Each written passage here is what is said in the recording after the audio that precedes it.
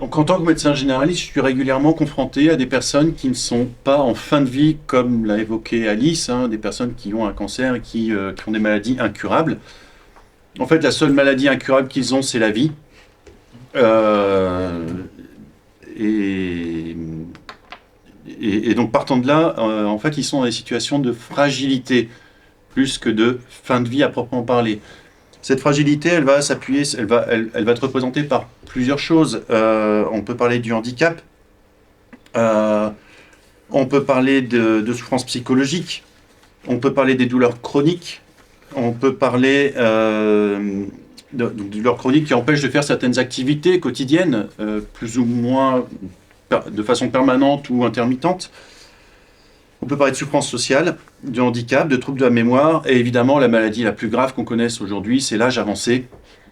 Et on rencontre aujourd'hui, et je rencontre aujourd'hui énormément de personnes qui sont simplement âgées, donc avec une perte de leur capacité au quotidien, et qui ont besoin d'aide pour faire faire leur toilette, faire leur repas, faire leurs courses, voire même plus. Voilà. Et donc on est dans des situations de fragilité, des personnes dont la vie, Florence parlait d'utilitarisme, en fait, leur vie, elle peut sembler ne servir plus à rien. Voilà. Et donc ça, c'est des situations où la question va parfois être posée, soit par la personne elle-même, soit par l'entourage, parfois même par les soignants qui sont autour. Et ça, c'est ce que disait Alice également. C'est pour ça que je dis que j'ai plus grand-chose à dire, hein, parce qu'elles ont bien parlé déjà. Les soignants reçoivent des souffrances, reçoivent des appels qui sont très difficiles à entendre. Et parfois, la solution va de dire je ne suis pas capable d'entendre cette demande. Finalement, est-ce que les gens n'ont pas raison de demander qu'on abrège les souffrances de ces personnes? Sans transition, aux Pays-Bas, la loi sur l'euthanasie a été votée en 2002 et on assiste finalement à une dérive progressive de ces demandes d'euthanasie qui étaient initialement vraiment cantonnées au domaine des maladies incurables et qui petit à petit s'avancent vers les personnes que j'ai citées, donc les souffrances psychiques, sociales, handicap, etc. Alors, comment est-ce qu'on l'aborde dans le contexte d'une chrétien et d'une fin de vie accélérée qui est rendue possible? D'abord, je dirais, quand elle n'est pas possible, ça fait appel à notre imagination, à notre capacité de trouver des solutions adaptées. Si elle est possible, certaines fois, ça court-circuite en fait ces solutions-là. Alors, on va proposer surtout d'être présent auprès des patients et d'avoir une continuité de l'accompagnement. Donc, je reviens, le premier élément qui illustre très bien ça, ce sont les soins palliatifs, dont on a déjà parlé également. Et ça, je le retrouve dans ma vie professionnelle, mais aussi dans les sentiments partagés par les accompagnateurs bénévoles qui participent, qui encadrent, qui accompagnent les personnes en fin de vie. Voilà. Alors, les petites pistes, hein, comme on a dit, la demande d'euthanasie, elle est violente pour les soignants. Parce que c'est expression de souffrance, etc. Donc pas commencer par balayer le truc en disant c'est juste pas possible, terminé. Voilà. Et puis comme le disait Alice, on va plutôt que de vous aider à mourir, on va vous donner un autre médicament plus fort. C'est pas la solution. La solution va plutôt être de recevoir avec empathie, c'est-à-dire de vraiment être présent auprès de la personne et d'essayer avec cette personne de comprendre d'où vient cette souffrance. D'aider cette personne à retracer. En fait, la personne, quand elle dit « je veux mourir », dans sa tête, il s'est passé des milliers d'éléments, de cheminements, d'avancées, de recul, etc. Et en fait, quand elle nous demande ça, c'est le résumé, la conclusion de sa réflexion. Donc, si on ne prend pas le temps avec cette personne de retracer le fil de cette réflexion, en fait, on ne lui donne pas cette chance de repenser son point de vue et de comprendre les éléments qui l'ont amené à cette conclusion. Et donc de les reprendre, de les revivre et peut-être de les retravailler encore une fois. Et donc en fait, souvent la demande, c'est une demande d'accompagnement et de soulagement.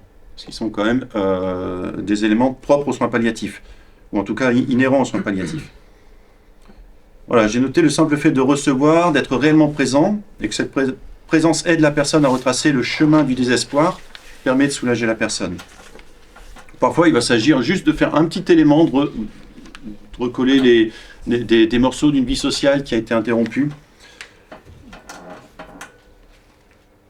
Voilà.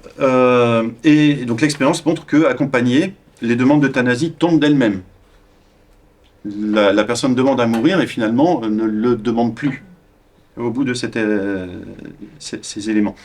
Au contraire, l'acceptation de cette demande, sans prendre le temps nécessaire à comprendre d'où elle vient, nous conduit, faute de moyens dédiés, qui sont des moyens en termes de personnel, des moyens humains, des moyens financiers, des moyens techniques, ça nous conduit à justifier le dépassement d'un interdit dont on a parlé juste avant. Je mettrai 2 points de vigilance.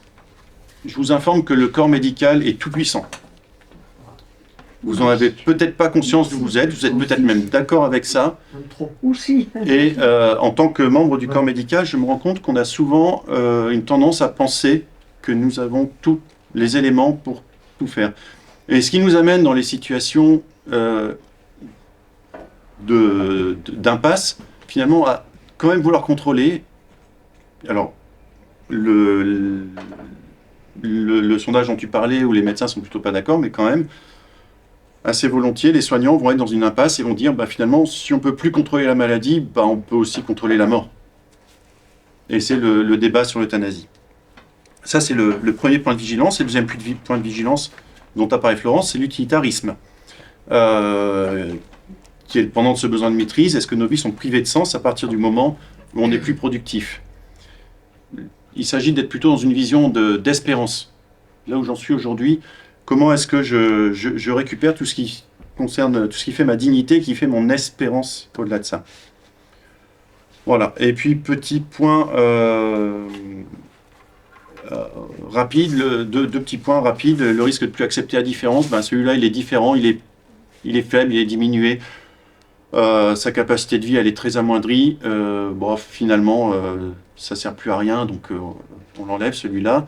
Et puis, après, l'handicapé, celui qui a une souffrance psychique, celui qui a une souffrance sociale, voilà, jusqu'où est-ce que va s'arrêter cette volonté d'enlever ce qui est différent. Et puis, petit point qui est le dernier petit point qui est un peu sous-jacent, le point de vue économique. On s'économise d'un point de vue intellectuel, voilà, c'est possible, alors allez, on y va, on va pas perdre de temps quand même, ça serait trop bête de perdre du temps là-dessus, de toute façon il va mourir. Donc voilà. Et puis en plus, ça coûte vachement moins cher.